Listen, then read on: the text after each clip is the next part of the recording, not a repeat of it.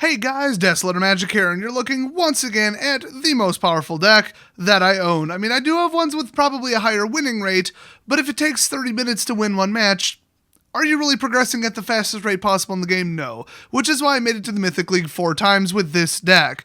Now, we have it in rotation, so every time a new set came out, I did next to nothing to this. I think the last time I put in, oh boy, M20 Ajani, woo. This deck doesn't need to be any better, but I made it better anyway. But first, mega shout out to one of my newest patrons, Unzipping. He's a cat. And not just that, but he's a cat that learned to play Magic. That's amazing. And you know, in a cat-powered deck, I just had to shout out my cat-powered patron. Patreon link in the description, and of course, if you join Patreon at any level, you get access to my Totally Baller Discord server. It's got the highest MPM rate you'll ever see on any Discord server ever. That's right, memes per minute. Anyway, as promised, let's see the upgraded deck. Oh yeah, it's called Firepower. And yeah, I just really wanted to add 2 cards ever since release of M21. Death Touch Lifelink 1/1. I mean, this is just Healer Hawk's cousin. I mean, it's hilarious. A 1/1 Death Touch Lifelink for 1. They didn't even make it a rare. I mean, good for them. Once in a while, they hit it out of the park on card design, and this thing's hilarious, although I do hate vampires. And then we had Bloodthirsty Aerialist, or as I like to call it, Flying Ajani's Pridemate, because that's what it is. Now, Ajani's Pridemate, you know, you gain life, put a counter on him, cool, 2/2 for 2, hyper fast, hyper early. If he's in your opening hand, you've already won the game.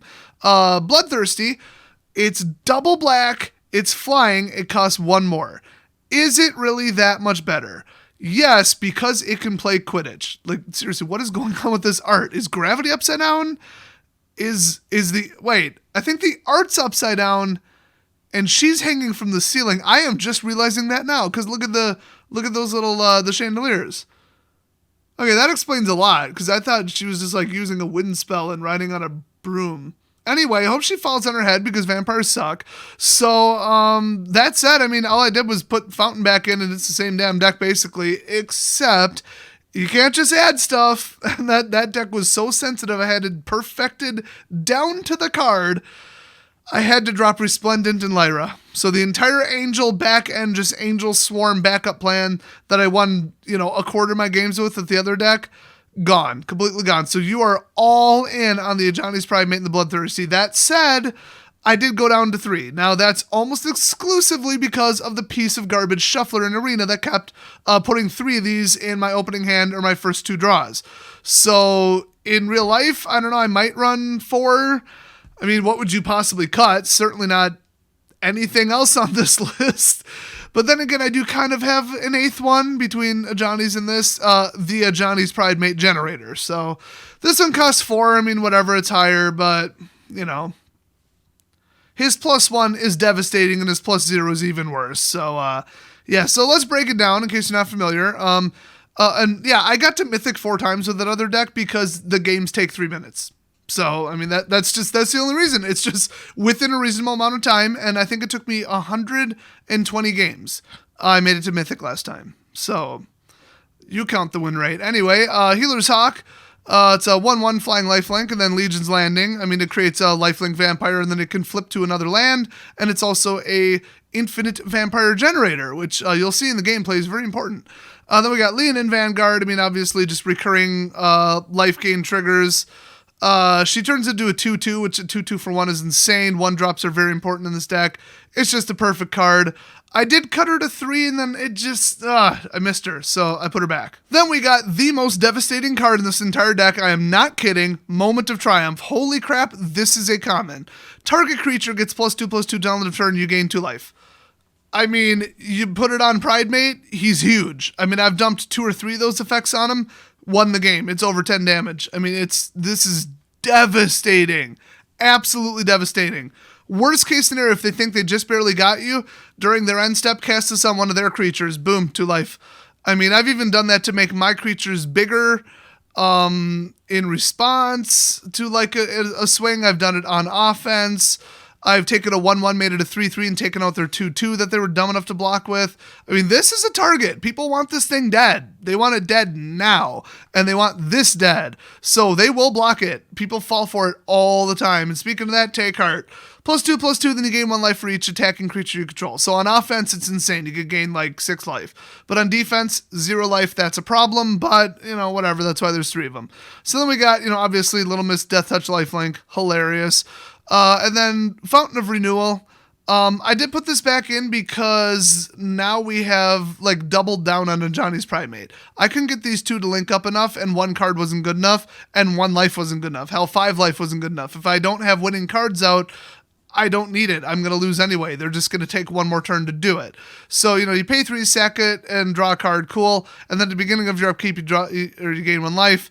It's a recurring trigger. These guys will get bigger and bigger and bigger without having to waste a swing into like a 3/3 flyer with this thing, or, burn one of these before you really need it, burn one of these before you need it, fail to swing with one of these because you really need it because you need a bigger creature to, go up against a steel leaf or whatever. So yeah, this is nice, but I only put in 2 because it's not that nice. But if you get out 2 and then have like 1 Ajani's, 1 Bloodthirsty, the game's over basically.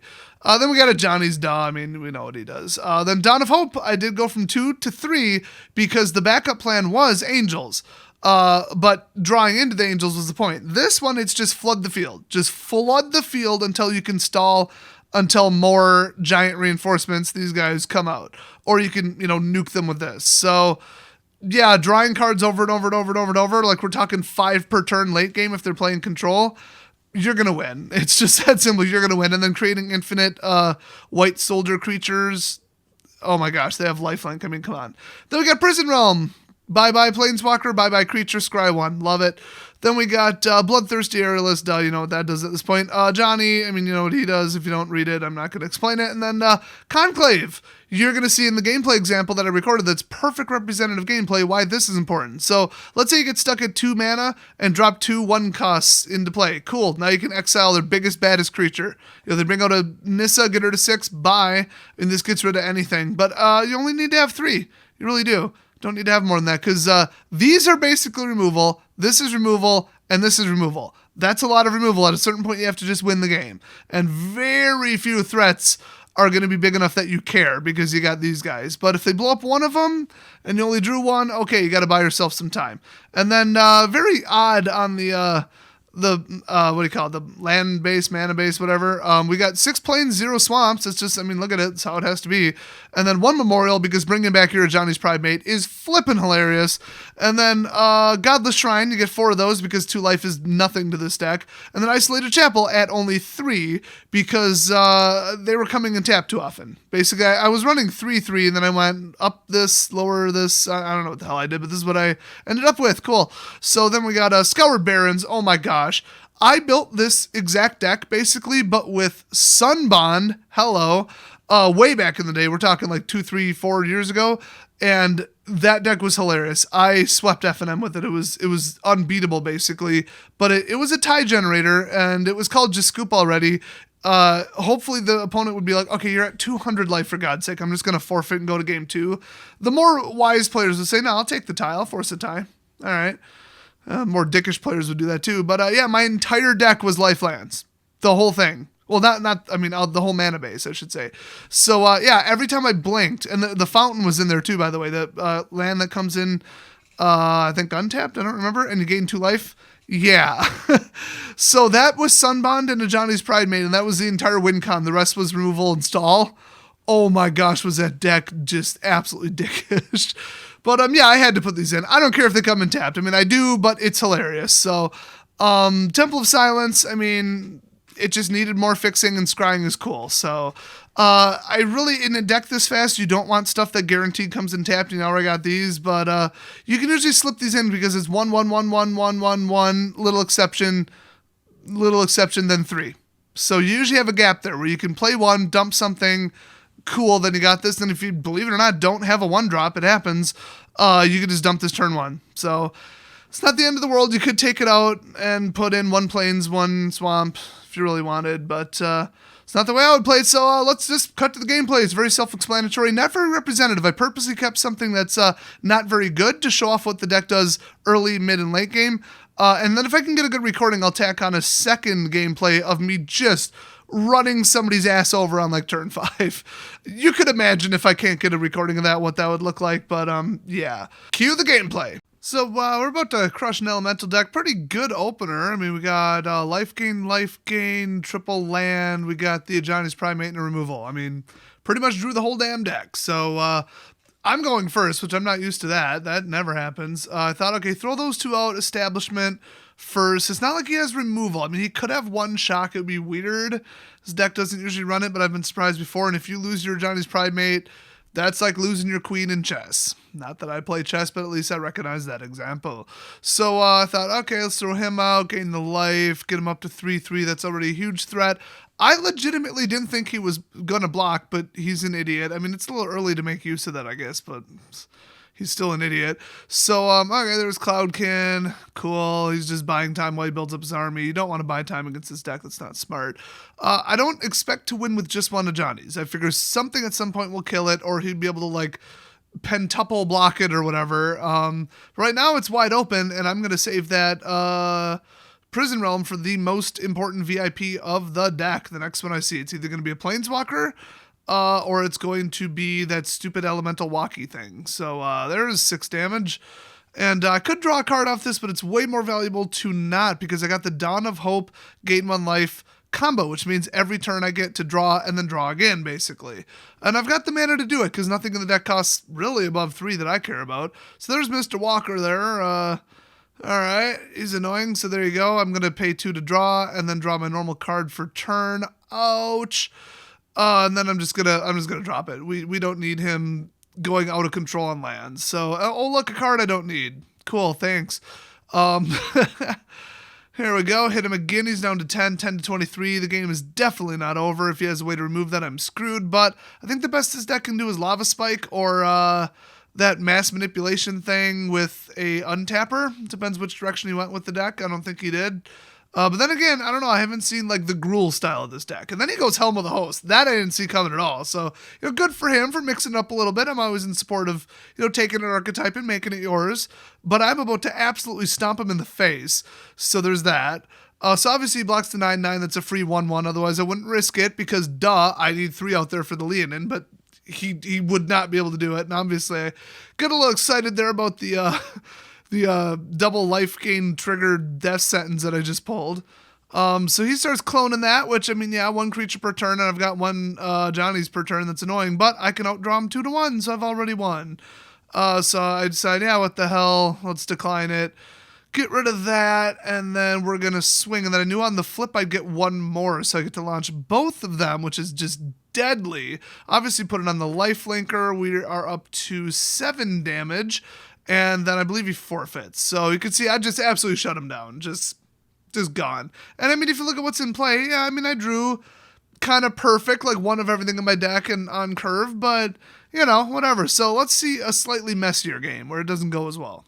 All right, so I keep this on purpose because it's not great. It's just a mid-game stall just to show how the engine works, which obviously I recorded this before the other perfect example of how the cards go together and you build, quote, the engine that runs the deck.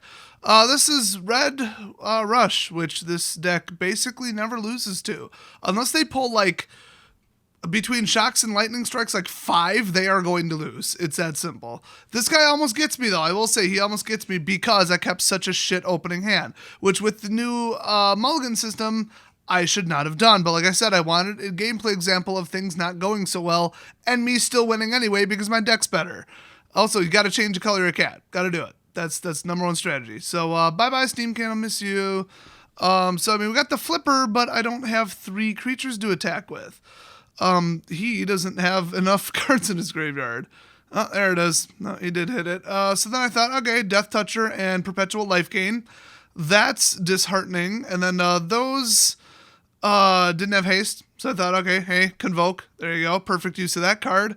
I just wanted to get him out of my way so I could put the pressure on him and get an extra lifelink. And then he pulls Experimental Frenzy. That is not the card I wanted to see right now, and you're going to see why that was really annoying. So he gets one of those stupid little monkeys. I'm hoping he just pulls a bunch of land in a row and I could just win. I thought, okay, what the hell? You know, I'm not going to wait for something bigger to come out. I'm just going to unleash it just to get Ajani's Pridemate so big that he could not possibly like double or triple hit it with a removal or something, especially with that on the field. So he takes out my Leonin. Clever, but I still have 2 lifelinkers. That pisses me off, though. That really pissed me off. So he is drawing exactly what he needs when he needs it. So now we're going to the emergency. I did get to flip it, so we've got limitless lifelinkers, which isn't going to do a damn thing against a first striker, which is why Chain Roller should have been banned, year and a half ago, 2 years ago? How long has it been out? I don't know why he bothered with that. I guess just to get it out of the way. He probably should have shocked my face. I guess he was counting on being able to kill that, and he just didn't. I mean, that's a bold move. Yeah, then he's got to soak it up. I mean, I'm really putting the pressure on, like, really, really, really. So he's got another Viashino, and obviously he's going to outdraw me more than I can outdraw him because I don't have Dawn of Hope out. Otherwise, on every life gain, I could be drawing enormous amounts of cards. So he gets those out in a row. That's annoying. Gets me again, light up the stage. I think he goes for the shock, too. Yeah, what a jackass. Hate this deck. That card should have been banned. The Experimental Frenzy should have been banned a long time ago. And this is where I really piss him off. There we go. I hit the sarcastic oops, generate another soaker upper. There we go. It's 10-1. He knows he's screwed. It strikes my face. Now, see, that was stupid. I would have struck one of my lifelinkers, and I think he realizes that he screwed this up. So then he's like, okay, I'll just unleash my hand, which, okay, we're down to 4. What you gonna do now? Oh, somebody did their math wrong, didn't they? Oopsies. Oh, that's right. Oops. He completely blew that. I don't know what was in his hand, but he blew it. So, typical red player, just copied a deck off the internet, doesn't know how to run it. Okay, I'll be honest, you're not going to learn anything from this gameplay, but I'm throwing it in anyway, so deal with it. We got 2 Ajani's Pridemate, 1 Leonin, we got 2 lands, we got a boost, then we got the Death Touch Lifelinker, and then we got the Fountain on top of it. And he's running red bullshit. So, okay, oh no, 20-18, and he blew up my decoy that I purposely threw out there because it's the least important in my opening hand. Then he lightning strikes that. That pissed me off a little bit because I'd already boosted it. I was 1 life gain away from running away with the entire game on turn 3. So we got another one. Okay, cool. No problem. He is clearly out of options, but then he pulls out the most toxic card in his deck, a card that never should have been printed, Krenko. I swing because I know he's not going to stop me, and if he was, I was going to boost it anyway. I go for the boost just because 14-22 is very disheartening, and I got the 4/5 flyer, so now everything is out of the reach of anything. So he plays Cavalcade because this is a Cavalcade deck, in case you didn't figure that out. Should have been pretty obvious. I hate this deck. Then we got Fountain, a little late for that. Legions, cool. I was going to swing away, but I knew I'd lose the Ajani's. It's not that important to flip Legion, because he can generate tokens faster than I can. So the token generation of Legion is pointless. Then we got a 5/6, and then he goes and brings out Chandra. And then he hits Krenko with Infuriate, swings, brings out 5 additional goblins, leaves 1 on defense because you never know how big my Ajani's going to get. Kind of a flaw in logic that you're going to see here. I do the math. 2 + 2 is 4 quick maths. And, oh, look, now it's at 6. Wait a minute. Did I just draw a boost? Uh-oh, I'm sorry. Oh, he gets the sarcastic oops for playing toxic bullshit. F*** you. Flap, flap, bitch. Red Bull gives you wings. Well, I've given up on getting a really, really good recording of just wrecking somebody's face on like turn 4 or 5, but let's end with this one, because I just keep recording hilarious games. This is an arrogant, slow-playing, net-decking asshole, and he gets exactly what he deserves in an absolute nail-biter of a game. So, what a conclusion. Oh, boy. I don't even need to tell you how the deck works and what's going on. I mean, he's playing Cavalcade, I'm playing this deck, he's going to blow all my shit up, and then it's going to be a shootout, obviously. So, alright, we got the Death Toucher out, that's fun, he takes it out, because he's an idiot. Oh yeah, that's right. He takes 2 cards to blow up one of my least valuable cards, a 1-cost Death Toucher, when this is a Swarm deck. Okay, this guy's an idiot, in case you didn't catch it. I'm tempted to say what his username is, actually. Alright, so we got Torch Runner, cool. I got in a Pridemate, so... not really the card I wanted. I mean, it's the pinnacle of my deck, but yep, there it goes, gone. So I'm just really not getting the draws I need. I needed an ambush spell. That's what I needed, a boost spell. Yeah, that sucked. So I get another one because that's exactly what I needed. Then I leave him on defense because I'm not an idiot. Watch this. Cavalcade. Cavalcade. You tell me the shuffler is random. Go ahead, tell me. I'll delete your comment and ban you for life from my comment section, you lying piece of shit. That's me trying to block 37 times. This is at 2.5x speed, by the way. It's a fun glitch. Won't let you block for like 10 seconds. Okay, I'm at 1 life. How long do you think I'm going to stay at 1 life, guys? Take a guess if I would have uploaded this if I lose. He sits there for a good, I don't know, 20, 30 seconds. Was he going to counterspell it with Force of Will that also isn't in his hand? Oh, Krenko! Ain't that a bitch? Bye! I'll miss you, asshole. So I decided to just say, YOLO, f it, swing with both, who cares? Let's see, then we get a little boosty boost, pay 2, draw an extra card, f you. What does he do? Light up the stage, you can light up these nuts, because I'm about to light up your f***ing life total, you f***ing piece of degenerate shit. And let's see, we got Healer's Hawk. Oh, good game, great game. Yeah, 4 cavalcades and you made tons of play errors. Yeah, f you. So, yeah, that's about it for this deck. You should build it. I'm almost to Diamond League and I've barely been playing. So thanks for watching and I'll see you guys next video.